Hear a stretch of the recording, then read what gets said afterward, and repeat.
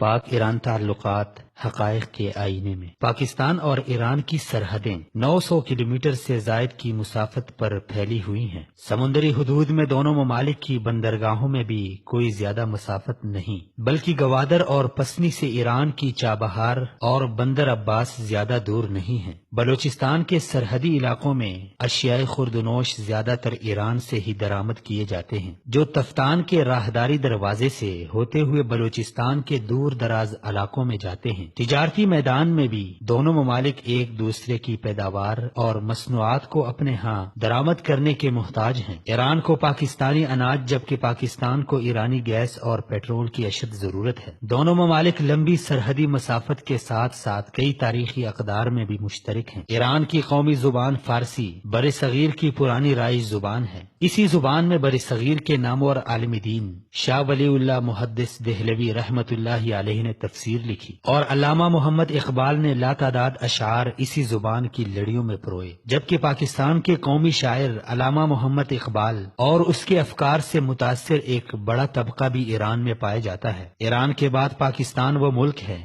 جہاں شیعہ مذہب کے لوگوں کی ایک تعداد بستی ہے۔ ان تمام مشترکات کو دیکھتے ہوئے ہونا تو یہ چاہیے تھا کہ پاکستان اور ایران تعلقات کے خوبصورت بندھن میں بندھے ہوئے ہوتے، لیکن بدقسمتی سے ایران میں خمینی انقلاب کے بعد پاکستان اور ایران کے تعلقات ایرانی ملاؤں کی غلط پالیسیوں کی وجہ سے آئے روز روبہ زوال ہونا شروع ہوئے۔ قیام پاکستان کے بعد شاہ ایران رضا شاہ پہلوی پہلا غیر ملکی حکمران تھا جس نے پاکستان کا دورہ کیا تھا، لیکن خمینی انقلاب کے بعد پاک ایران تعلقات ترقی کے معراج کو چھونے کے بجائے نظریہ ولایتی فقیہ کے علمبرداروں کے ہاتھوں پامال ہونا شروع ہوئے۔ پاکستان میں موجود شیعہ مذہب کے پیروکاروں کو دیکھتے ہوئے ایران کو ان کی وجہ سے پاکستان کے ساتھ دوستانہ تعلقات بڑھانے چاہیے تھے، لیکن افسوس کے ساتھ ایران نے پاکستانی شیعوں کو ولایتی فقیہ کی زنجیروں میں جکڑ کر وطن عزیز کے امن و امان کو برباد کرنے کے مشن پر لگایا۔ آج کے جدید دور میں جب کئی ممالک کے سرحدی حدود سے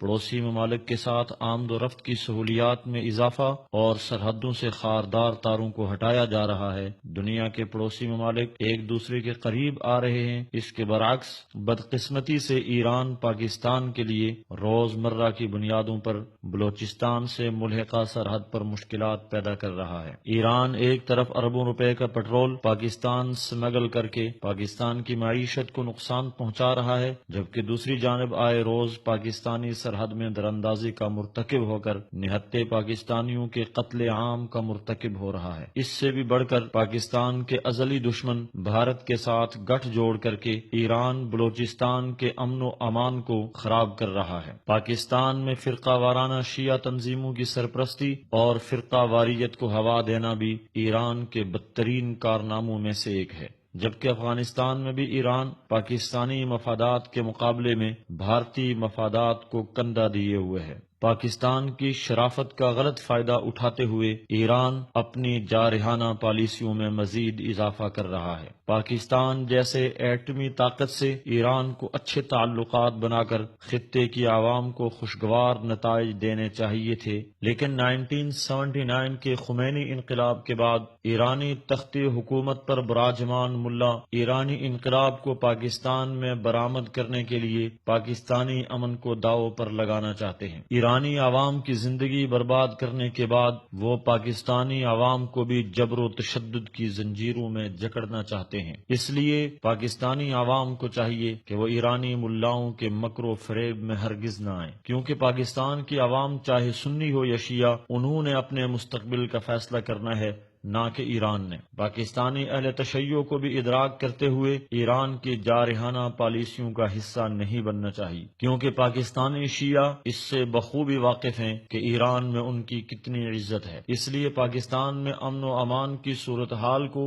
بہتر کرنے اور وطن عزیز کو ترقی کی راہ پر گامزن کرنے کے لیے سنی اور شیعہ دونوں کو اپنا کردار ادا کرنا چاہیے۔ پاکستانی شیعوں کو چاہیے کہ وہ ولایت فقیہ کے نظریہ کو پاؤں تلے روند کر ایرانی مفادات کے بجائے پاکستانی مفادات سے وفاداری کریں، کیونکہ یہ ملک پاکستانیوں کا ہے اور اس کے مفادات بھی پاکستانیوں کے ہیں۔ ایران کو بھی ہوش کے ناخن لیتے ہوئے پاکستان میں مداخلت سے باز رہنا چاہیے، کیونکہ اسی مملکت کی فوج اور عوام نے 1965 میں اپنے سے کئی گنا بڑے دشمن بھارت کو شکست فاس سے دوچار کیا تھا۔ یہی بہادر سپوت تھے جنہوں نے افغانوں سے مل کر سوویت یونین کے حصے بکھرے کیے تھے۔ اگر اس سوئے ہوئے شیر نے ایران کی طرف انگڑائی لی تو پھر نہ رہے گا بانس اور نہ بجے گی بانسری کا مصداق۔ ایران اپنے کیے پر پچھتائے گا، لیکن پھر پچھتانے کا کیا فائدہ جب پانی سر سے گزر گیا ہو۔